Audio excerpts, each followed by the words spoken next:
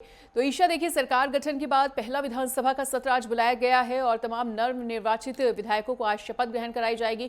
किन किन मायनों में बेहद खास होने वाला है विधानसभा का आज ये सत्र?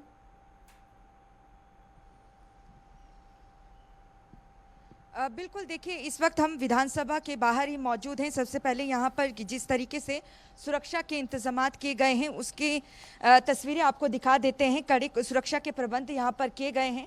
तीसरी बार सत्ता में भारतीय जनता पार्टी काबिज हुई है और एक एक करके जो विधायक हैं वो यहाँ पर पहुँचने शुरू हो चुके हैं। हालांकि सदन की कार्यवाही सुबह 11 बजे शुरू होगी, लेकिन बीजेपी के तमाम विधायकों को सुबह 10 बजे ही यहाँ पर बुला दिया गया है। एक बैठक यहाँ पर सुबह 10 बजे होगी जिसमें ये तय किया जाएगा कि विधानसभा के जो स्पीकर हैं और डिप्टी स्पीकर कौन होंगे, क्योंकि बहुमत का आंकड़ा देखिए भारतीय जनता पार्टी के पास है। तो ऐसे में जो स्पीकर और डिप्टी स्पीकर का चुनाव है वो कहीं ना कहीं बीजेपी के पक्ष में रहने वाला है। ये तस्वीरें आप विधानसभा के बाहर की आप देख रहे हैं, जहाँ पर सुरक्षा के कड़े इंतजामात किए गए हैं। एक एक करके जो विधायक हैं वो यहाँ पर पहुँच रहे हैं। जहाँ तक शपथ की बात है वहाँ प्रोटेम स्पीकर रघुवीर कादियान जो कि कांग्रेस के विधायक हैं 7 बार चुनकर विधानसभा पहुंचे हैं, सबसे सीनियर वो विधायक हैं। ऐसे में उन्हें प्रोटेम स्पीकर नियुक्त किया गया है।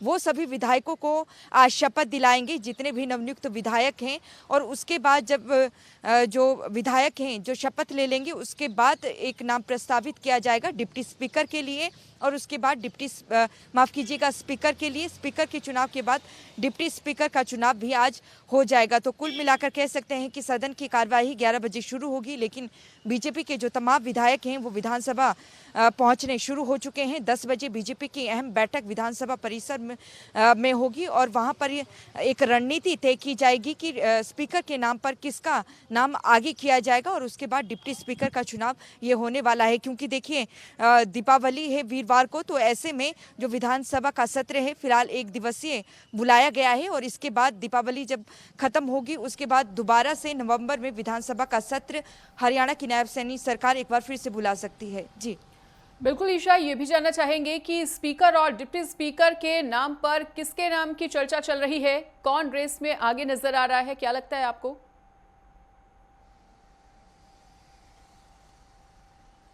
देखिए, अगर हम बात करें मुख्यमंत्री नायब सिंह सैनी की, बीते 2 दिनों से वो लगातार दिल्ली दौरे पर जा रहे थे। आलाकमान से वो लगातार मुलाकात कर रहे थे और जिनकी चर्चाएं इस वक्त चल रही हैं, खास तौर से अगर स्पीकर पद की अगर बात करें तो हरिंदर कल्याण का नाम यहाँ पर चल रहा है। करनाल के घरोंडा से चुनाव जीते हैं, तीसरी बार विधायक बने हैं।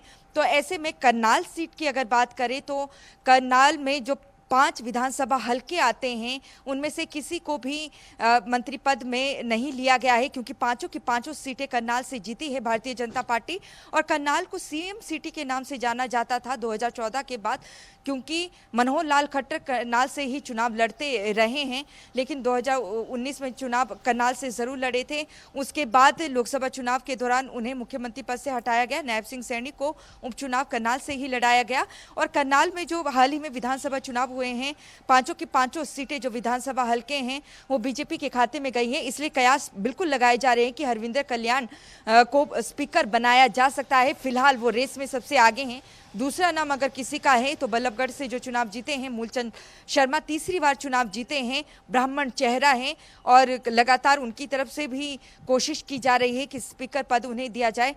कैबिनेट में उन्हें देखिए शामिल नहीं किया गया है। पिछली खट्टर सरकार में कैबिनेट में ज़रूर वो शामिल थे, पहले परिवहन और खनन मंत्री थे। उसके बाद जब मनोहर लाल खट्टर को बदला गया, नायब सिंह सैनी को मुख्यमंत्री बनाया गया, तो उन्हें उद्योग मंत्री बनाया गया। उनका नाम भी इसमें चल रहा है। तमाम जो विधायक हैं बीजेपी के, जो सीनियर विधायक हैं जिन्हें मंत्री पद नहीं मिला है, लगातार वो दिल्ली पहुंच रहे हैं और उनकी तरफ से ये कोशिश की जा रही है कि स्पीकर या डिप्टी स्पीकर पद पर उन्हें चुना जाए। लेकिन अब देखना होगा कि क्योंकि आखिरी जो फैसला है वो बीजेपी आलाकमान का ही रहेगा। महज ये बैठक एक अनौपचारिक तौर पर है। इसमें सभी विधायकों को बताया जाएगा कि आखिरकार जो स्पीकर हैं वो कौन रहने वाले हैं, क्योंकि आलाकमान पहले ही ये तय कर चुका है कि हरियाणा विधानसभा के स्पीकर के लिए किसे चुना जाएगा और डिप्टी स्पीकर के लिए किसे। बहुमत का आंकड़ा बीजेपी के पास है, 48 विधानसभा सीटें जीती हैं बीजेपी ने, और 3 निर्दलियों की बात करें उनका भी समर्थन बीजेपी को है। तो ऐसे में कहीं ना कहीं बीजेपी का ही स्पीकर होगा और डिप्टी स्पीकर भी। जी अब पीछे लगाइए उसको, मेरी गाड़ी ना टच कर दो उधर। बिल्कुल ईशा, आपसे ये भी जानना चाहेंगे कि इस बार का सदन और कार्रवाई कितना ज्यादा खास होने वाली है, कितना ज्यादा अलग होने वाली है, क्योंकि देखिए कुछ ऐसी मुख्य आवाजें हैं जो इस बार सदन में गूंजती हुई नजर नहीं आएंगी।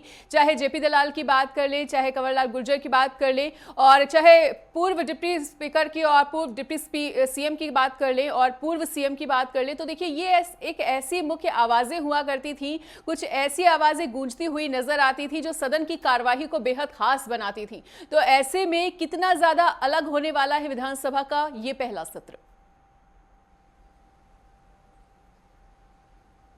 देखिए, आज महज शपथ होगा और जो उसके बाद जब विधानसभा बुलाई जाएगी दीपावली के बाद, तो जो राज्यपाल का भाषण होगा उसमें चर्चा जरूर की जाएगी। लेकिन ये जरूर कह सकते हैं, जिस तरीके से आप जिक्र कर रही हैं, डिप्टी सीएम दुष्यंत चौटाला, जो जेजेपी को एक भी सीट नहीं मिली है, वो देखिए विधानसभा तक नहीं पहुंच पाए। अगर हम बात करें इनेलो की, भले ही 2019 में इनेलो को मात्र एक सीट मिल पाई हो, लेकिन अभय सिंह चौटाला की अगर बात करें, मात्र एक विधायक थे, लेकिन लगातार वो प्रदेश के मुद्दे यहाँ पर भुनाते नजर आए थे।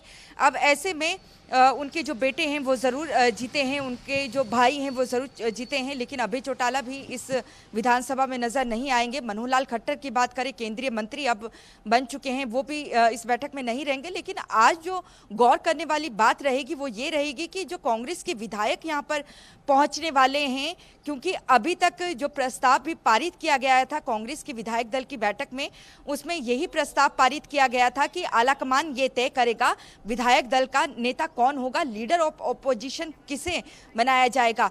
अभी तक ये तय नहीं हो पाया है, इसकी घोषणा नहीं हो पाई है कि लीडर ऑफ ऑपोजिशन कांग्रेस का विधानसभा में कौन होने वाला है। तो कांग्रेस के जो यहाँ पर विधायक पहुंचने वाले हैं उनसे भी बातचीत करने की कोशिश करेंगे कि नेता प्रतिपक्ष क्या भूपेंद्र सिंह हुड्डा ही रहेंगे या उनके अलावा आलाकमान की तरफ से किसी और पर मोहर लगती है। यहाँ पर देखिए जो तकरार है अभी भी शैलजा गुट और हुड्डा गुट में चल रही है। हुड्डा गुट के नेता चाहते हैं कि भूपेंद्र सिंह हुड्डा ही एक बार नेता प्रतिपक्ष दोबारा से बने।